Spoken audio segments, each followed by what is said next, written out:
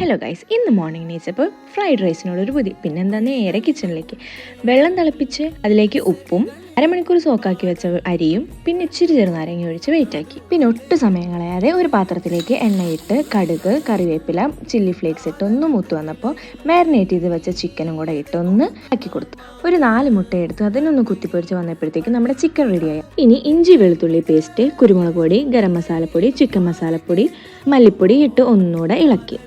സവോള ഇല്ലാതെ എന്ത് ചിക്കൻ കറിയല്ലേ.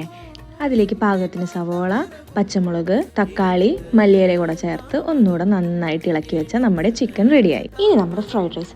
സവോള, പച്ചമുളക്, capsicum, carrot, beans, spring onion ഇങ്ങനെയുള്ള വീട്ടിൽ ഇടാൻ പറ്റുന്ന എല്ലാ വെജിറ്റബിൾസും ഇട്ട് പാകത്തിന് ഉപ്പ്, കുരുമുളക് പൊടി, നേരത്തെ ശരിയാക്കി വെച്ച മുട്ടയും ഇച്ചിരി സോയാ സോസും ഒഴിച്ച് നന്നായി ഇളക്കുക. അതിലേക്ക് നേരത്തെ ബോയിലാക്കി വെച്ച അരിയും കൂടെ ഇട്ട് ഇളക്കി പൂതിക്ക് കഴിക്കാൻ പറ്റിയ ഫ്രൈഡ് റൈസ് റെഡി. ഇനിയിപ്പോൾ എന്താ, വിളമ്പ് കഴിക്കുക.